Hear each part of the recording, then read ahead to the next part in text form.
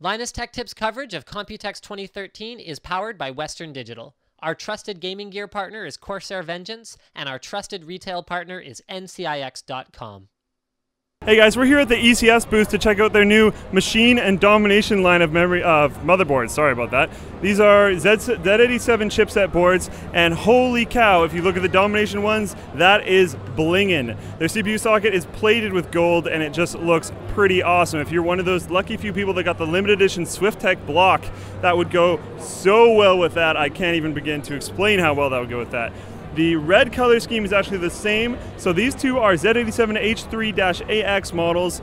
They both have an external and internal Thunderbolt port, which is just pretty epic. I'm not entirely sure what you're going to use that internal one for, but you have that option. They both have 6 SATA 3.0 ports, V-check points, tons of fan connectors. They both support quad SLI with 16x PCI Express slots. They're just beast motherboards. All the onboard buttons you could possibly want. Gold-plated caps, it looks like, gold-plated caps. They also have Creative Sound Core 3D, which will apparently help isolate sound in FPS games and other stuff as well.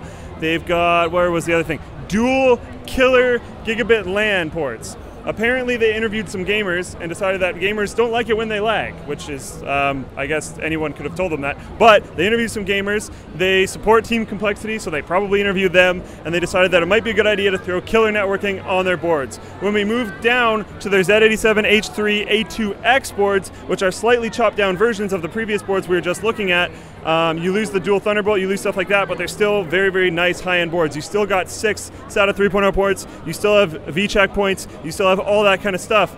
You still have dual gigabit killer LAN, but it's a little bit chopped down, like I just said, not quite all the options you had before. Still tons of onboard buttons. They're still very, very high-end boards, and they still have the same color scheme. So if you don't need an internal Thunderbolt header and a few other things that are on the insane high-end boards, you can still get these ones, still get the color scheme, still get an awesome board, and still be happy. We're going to move on in the ECS booth. If you want to see all of our Computex content, be sure to keep watching, and we're going to move on. All right, guys, we're still here at the ECS booth. They have something very, very cool going on that I haven't seen anywhere else here at Computex. They have a build log competition. If you guys know, I run the forum, and I love the build log section. That's why we have a build logs awards every single week on our live stream.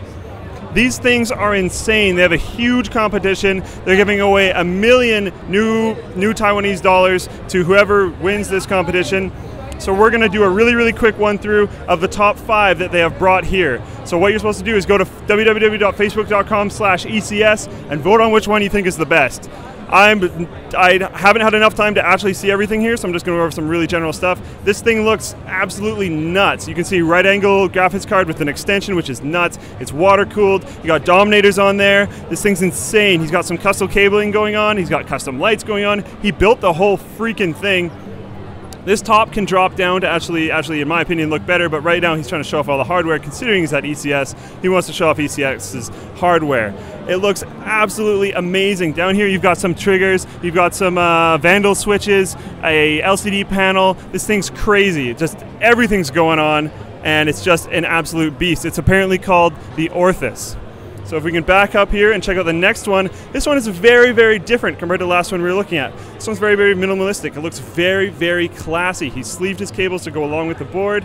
I hope that it's wooden, and this is plexiglass, it seems, and just very, very nice. Not the insane performance that we saw on the one previously, but it's just very, very clean cut. It would be very, very nice to have this on your desk. I'm not going to pull this just in case I can break something, but I'm assuming that turns off these 2 lights, which is just so classy. This would be very, very, very cool to have in your office if you are a businessman, and it seems to be tuned for that style, as it has a very small motherboard and not the biggest graphics card ever. Very nice build.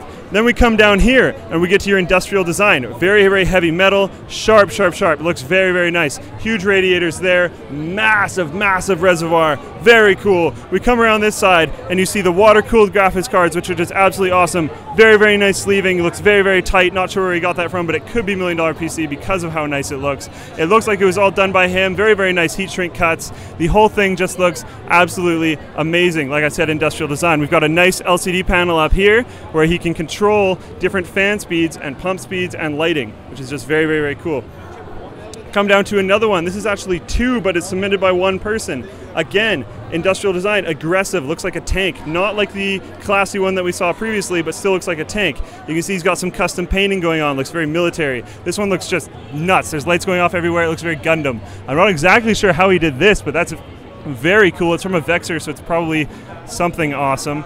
Again, I haven't actually interviewed these individual people, so I'm not entirely sure what's going on. Unfortunately, this one's not on, but it's very, very, very cool. Now we're coming to our last one. If I can back up here, but there's people in my way. Hopefully I can get back. Okay. This one, again, comes more with the classy style that we saw earlier. Very, very clean. It looks really, really good. There's tons of painting going on. I'm not entirely sure what this is made out of. Feels like metal. Is it metal? Yes, it's aluminum. Aluminum. It's made out of aluminum. Aluminum. There we go. Very, very nice. Did you cut this all yourself? Yeah, I cut it. That's fantastic. It looks really, really good.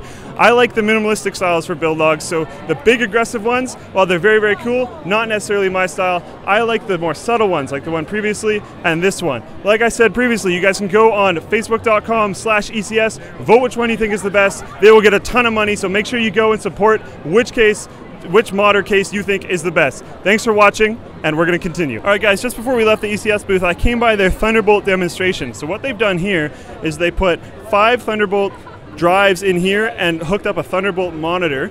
All these are linking together. You see all the crazy cables. Hopefully, if you're going to do something like this, you can get shorter cables, because that's just nuts. And the cable management enthusiast in me just cries when he sees this, although the loops are quite nice. I would like shorter cables and tied down. Anyways, it goes out the back here, plugged into this machine, and then this machine is reporting and showing how fast the transfer speeds are going. Now, I asked them which drive they're actually reporting this from, and they did not tell me, but it's IO meter, so I'm assuming it's an overall. That I'm not sure if they're transferring data or doing anything interesting like that. But this just goes to show what you can actually do with Thunderbolt. It's one plug-in, and you're plugging all this stuff in. So say you're a business user, you have a business class notebook or a business class system that you're moving around, you can just come home, plunk down your laptop, instantly have all this insane amount of storage and a monitor plugged in with no real problems. Also, with some people like Silverstone hooking up new external graphics card boxes where you can have a graphics card in a box and have it plugged in with Thunderbolt, that's another thing you could do with this and have them all linked together. You can have all your storage, your monitor, and an external graphics card all linked in through one plug, which is very, very clean, and I'm very happy that they had this on display. Thank you for checking out our ECS content. If you want to see all of our content from Computex, make sure to subscribe to Linus Tech Tips.